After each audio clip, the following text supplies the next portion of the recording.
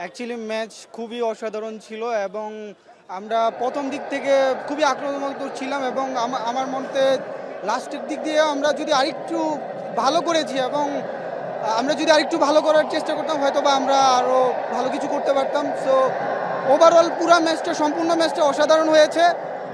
আমাদের টিম খুবই ভালো খেলেছে, তো হোপফুল নেক্সট ম্যাচে আমরা আরও ভালো কামব্যাক করব এই প্রত্যাশা করি। আলহামদুলিল্লাহ খুব ভালো খেলছে, বাংলাদেশের খেলা খুব ভালো ছিল, খুব স্যাটিসফাইং ছিল। তবে কিছুটা হতাশাজনক যে আমরা একটা পেনাল্টি পেয়েছিলাম, ওই পেনাল্টিটা দেওয়া হয়নি, ওটা একটা নিশ্চিত পেনাল্টি ছিল। আর এছাড়া ম্যানেজমেন্টের কিছু সমস্যা, রেফারিংটা নিশ্চিত আমাদের বিপক্ষে ছিল। তাই বলা যায় যে ইনশাল্লাহ আমরা আরও ভালো করব। ভালো খেলছে, আশা করে যে সামনে আরও ভালো হবে। যে হতাশাজনক যে ম্যাচটা জিততে পারলাম না। জি আলহামদুলিল্লাহ খুব ভালো খেলা দেখলাম। অনেকদিন পরে বাংলাদেশ জাতীয় দল আমাদের সবাইকে স্যাটিসফাই করতে পারছে। আসলে ক্রিকেটের যে ভরাডিবি হয়েছে বাংলাদেশে এবং বাংলাদেশের ফুটবল যে মানুষের রক্তে মিশে আছে, এটা হচ্ছে তার বহিঃপ্রকাশ।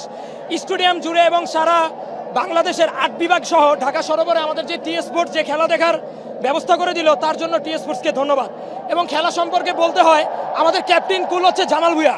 জামাল ভুঁইয়া কোন কারণে আজকে একাদশে ছিল না এবং কি কারণে তাকে ফার্স্ট হাফে সাবস্টিটিউট করা হয় নাই, সেটা হচ্ছে আমাদের কোচের কাছে প্রশ্ন রয়ে গেল। আসলে তো সে অতটাও খারাপ প্লেয়ার না, তবে আমাদের কিছু মিস্টেক ছিল। আমাদের ফার্স্ট হাফে অনেকগুলো মিস্টেক হয়েছে, সেকেন্ড হাফেও আমাদের কিছুটা মিস্টেক হয়েছে, যার কারণে আমরা আসলে আমাদের পরাজয় বরণ করতে হয়েছে। তবে আমাদের পুরোপুরি যে পারফরমেন্স ছিল ওভারঅল আলহামদুলিল্লাহ স্যাটিসফাই আমরা। হতাশ না, বাংলাদেশের ওভারঅল পারফরমেন্স আলহামদুলিল্লাহ অনেক ভালো ছিল। তারা আজকে খুব ভালো খেলছে, আমরা দর্শক হিসেবে স্যাটিসফাই। একদিক যদি আমরা আনস্যাটিসফাই থাকি সেটা হচ্ছে শেষের পেনাল্টি ডিসিশনটা, যেটা ক্লিন একটা পেনাল্টি ছিল, বাট রেফারি সেটা দেয়নি। সেটা যদি দিত তাহলে আজকে রেজাল্ট হয়তো 2-2 ড্র হইতো। এদিক যে হ্যাঁ, ওভারঅল বাংলাদেশের পারফরমেন্স আলহামদুলিল্লাহ খুবই ভালো ছিল। 2-1টা জায়গা আছে যেটা ইনশাল্লাহ ঠিক হয়ে যাবে পরবর্তীতে। না, অ্যাকচুয়ালি বাংলাদেশ অনেক ভালো খেলছে অ্যান্ড খেলার অনেক ইমপ্রুভমেন্ট হয়েছে।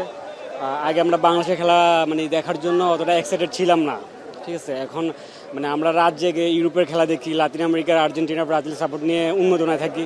তো এখন আমাদের দেশ খুব ভালো খেলতেছে আর ফরেন প্লেয়ার আসতেছে বাংলাদেশে, তো ওই জন্য সবারই খেলা দেখার প্রতি অনেক এক্সাইটমেন্ট। আর খেলা অনেক ভালো হয়েছে। 2-1টা ডিসিশন বাংলাদেশের অ্যাগেনিস্টে যায়, এটা অবশ্যই অলওয়েজ যায়, ক্রিকেট বলেন ফুটবল বলেন। তো যেমন একটা পেনাল্টি আমরা কনসিভ করতে পারতাম, ওইটা রেফারি দেয় নাই। যদি ওই পেনাল্টিটা যদি আমরা পাইতাম তাহলে হয়তো খেলার রেজাল্টটা ভিন্ন হতো।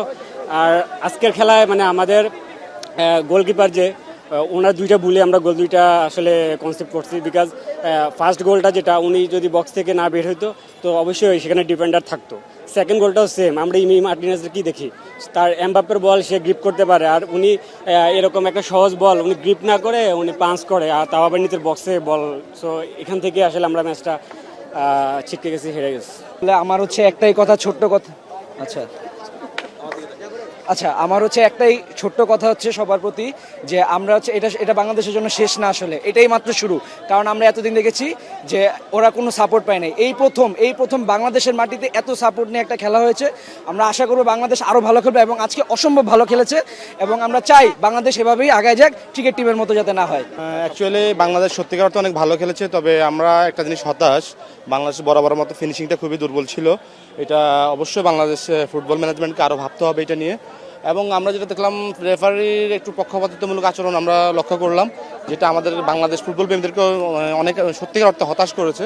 আমরা যারা ফুটবল দেখি ভালোবাসি তারা সত্যিকার অর্থে আমাদেরকে অনেক হতাশ করেছে। এবং আশা করি বাংলাদেশ নেক্সট ম্যাচগুলোতে আক্রমণ ভাগের যে পরিকল্পনাটা এটাকে আরও গোছালোভাবে সাজাবে এবং সামনে ম্যাচগুলো আরও ভালো করবে বলে আমরা প্রত্যাশা করছি। বাংলাদেশের টিমের জন্য অনেক অনেক শুভকামনা, best of luck Bangladesh football. আচ্ছা আমি এখানে বলতে চাই যে আমি হতাশ না, যথেষ্ট স্যাটিসফাইড আলহামদুলিল্লাহ। কিন্তু আমি এখানে একটা কথা অ্যাড করতে চাই, বাংলাদেশের রাকিব খেলে হচ্ছে রাইট উইং দিয়ে খেলে, কিন্তু তাকে খেলাচ্ছে হচ্ছে সেন্ট্রাল ফরওয়ার্ডে। এটা কোনোভাবে কাম্য না, কারণ সে ক্লাবেও খেলে হচ্ছে উইং দিয়ে খেলে, কিন্তু তাকে সেন্ট্রাল ফরওয়ার্ডে খেলানো উচিত হয় না কোনোভাবে। আর সেখানে আলামিনকে বা অন্য কাউকে দেখা উচিত ছিল। আর বাংলাদেশের টোটালি আলহামদুলিল্লাহ স্যাটিসফাইড, সব কিছু ঠিক আছে, বাট একটাই সমস্যা, এটা একদম নাম্বার 9 একটা খুঁজে যেভাবে হোক, বিদেশ থেকে হোক আর যেখান থেকে হোক, বাংলাদেশে একটা নাম্বার 9 কালেক্ট করতে হবে, এটাই।